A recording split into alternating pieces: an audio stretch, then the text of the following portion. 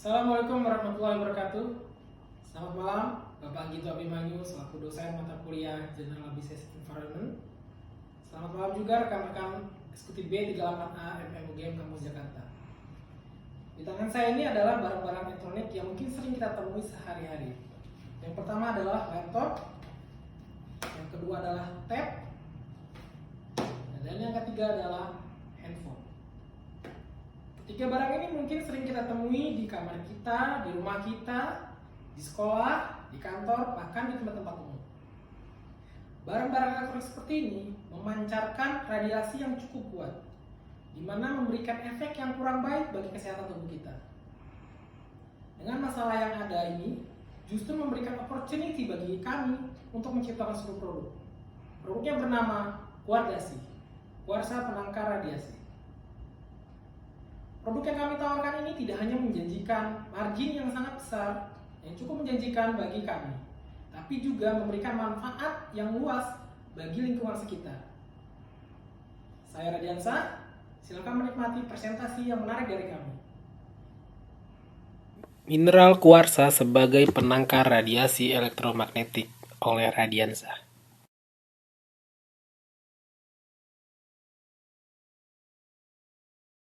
Berikut adalah outline dari materi presentasi dari saya. Produk yang kami ciptakan ini kami beri nama Kuardasi, kuarsa penangkal radiasi. Ini adalah inovasi terbaru dalam pengelolaan hasil bahan tambang dengan memanfaatkan batuan kristal yang memiliki mineral kuarsa. Produk ini sangat simpel, berupa segenggam bongkahan batuan kristal yang dililitkan dengan kawat tembaga. Produk ini memberikan manfaat sebagai penangkap radiasi gelombang elektromagnetik yang berfrekuensi rendah, sehingga cocok digunakan pada ruangan yang memiliki radiasi aktif, yaitu laptop, televisi, handphone, seperti di rumah, sekolah, kantor, dan tempat lainnya.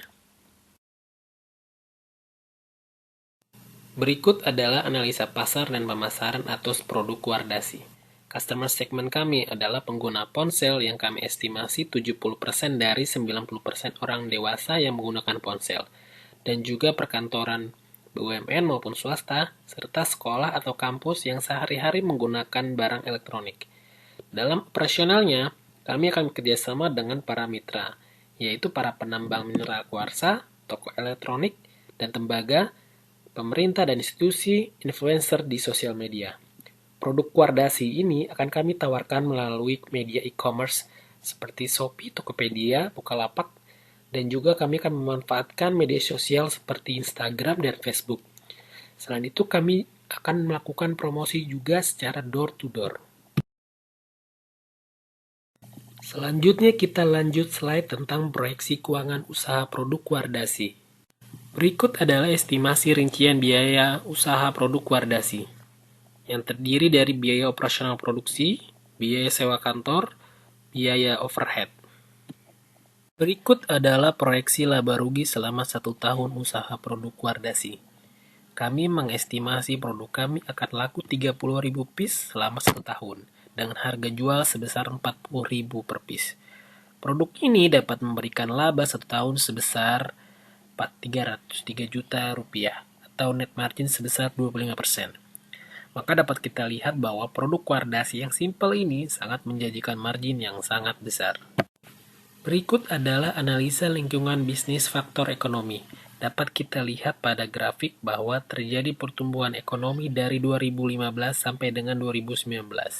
Pada tahun 2020, tantangan pertumbuhan ekonomi ini sangat berat, yang disebabkan adanya inflasi, masih defisitnya neraca perdagangan yang turut menekan pertumbuhan ekonomi, serta diperparah adanya pandemi COVID-19 yang melanda Indonesia. Mengutip The Economist, Direktur Peramalan Global di Economist Intelligence Unit, Agathe de Marais, mengatakan pandemi virus corona COVID-19 membawa hampir seluruh negara-negara G20 jatuh ke jurang resesi. Meski demikian, ia mengatakan dari beberapa negara G20 masih ada 3 negara yang diprediksi pertumbuhan ekonominya masih positif sepanjang 2020. Ketika negara tersebut adalah Indonesia, India, dan China. Dengan adanya pertumbuhan ekonomi yang positif adalah momentum untuk melompat secara bisnis. Indonesia akan terlihat menarik di mata investor, menarik investor yang lain untuk datang. Namun juga ada ancaman terlalu terpusat di Jawa menyebabkan ketimpangan pertumbuhan daerah pandemi COVID-19 yang melanda. Implikasi bisnisnya yaitu kita harus melakukan bisnis yang cukup menarik untuk investor. Berikut adalah analisis lingkungan bisnis kebijakan fiskal dan moneter. Pemerintah menetapkan tema kebijakan fiskal tahun 2020 adalah APBN untuk akselerasi daya saing, melakukan inovasi, dan penguatan kualitas SDM. Pemerintah juga menetapkan strategi 2020, yaitu ekspansif, terarah, dan terukur. Dapat kita lihat bahwa belanja negara pada tahun 2020 dipatok sebesar 2.528,8 triliun, sebagaimana tertuang dalam RAPBN 2020. Namun hal ini akan berubah seiring adanya pandemi COVID-19. Dapat kita lihat peringkat kredit Indonesia berdasarkan beberapa lembaga penilaian masih stabil dan positif. Hal ini berarti pemerintah dianggap memiliki ruang fiskal yang cukup longgar, sehingga ancaman defisit anggaran bisa ditekan dan mengurangi rasio hutang di Indonesia. Kebijakan fiskal yang baik akan mendorong keyakinan global dalam berbisnis.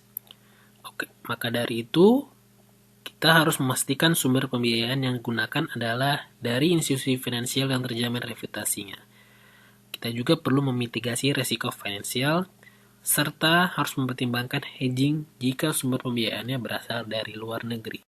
Berikut adalah analisis lingkungan, bisnis faktor sosial, dan demografi. Ada 3 dimensi kinerja yang saling beririsan dalam analisis ini. Yang pertama adalah people atau sosial, yang kedua adalah planet, environmental, yang ketiga adalah profit, economic. Dapat kita lihat bahwa PDB per kapita Indonesia selalu mengalami peningkatan dari tahun 1999 hingga sekarang. Hal ini menunjukkan pada piramida kelas sosial ekonomi Indonesia bahwa sebesar 75% masyarakat Indonesia berada pada kelas ekonomi menengah. Manusia adalah makhluk sosial, di mana manusia akan berinteraksi dengan orang lain.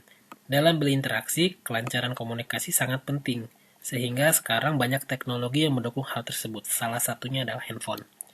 Ketergantungan penggunaan handphone sangatlah tinggi, kan tetapi bahaya radiasi HP dan menyebabkan risiko kesehatan yang semakin banyak dipertanyakan orang.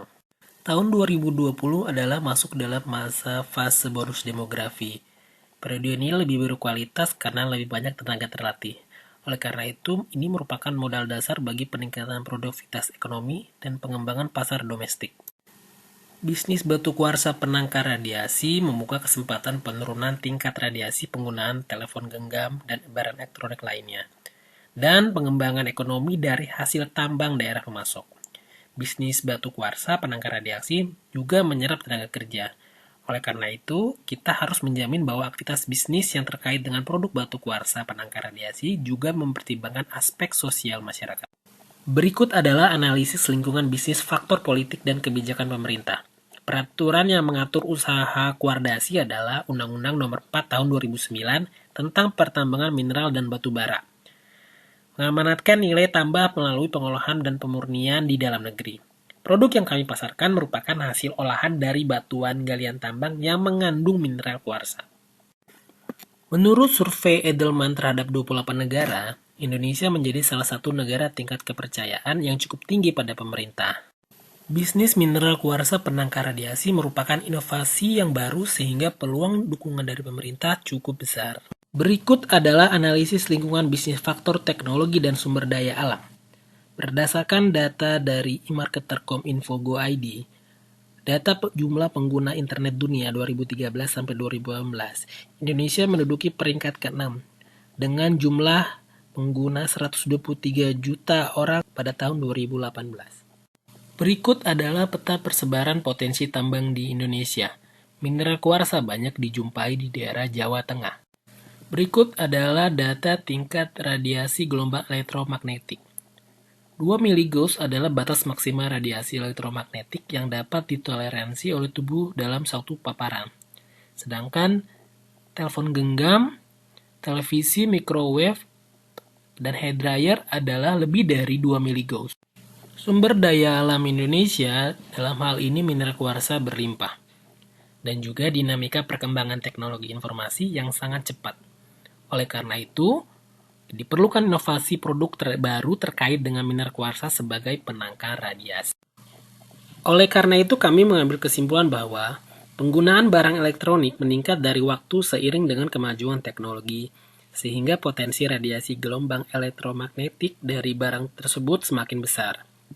Produk mineral kuarsa sebagai penangkal radiasi dinilai cocok sebagai salah satu inovasi dalam hasil pengolahan bahan galian tambang. Produk memerlukan dukungan dari pemerintah sehingga dapat diterapkan pada banyak tempat. Dengan proyeksi kemajuan teknologi yang bertumbuh, sehingga berpotensi radiasi semakin meningkat. Kebutuhan produk terhadap masuknya investasi pun meningkat. Dalam hal ini, bonus demografi yang memperbaiki iklim investasi akan mendukung. Maka diperlukan inovasi dalam bentuk produk untuk kedepannya sehingga bisa sustainable.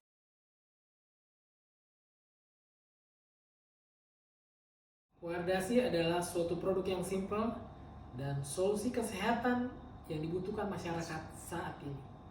Kami sangat yakin produk kami akan diterima oleh pasar dan dapat sustain ke depannya. Terima kasih atas perhatiannya. Wassalamualaikum warahmatullahi wabarakatuh.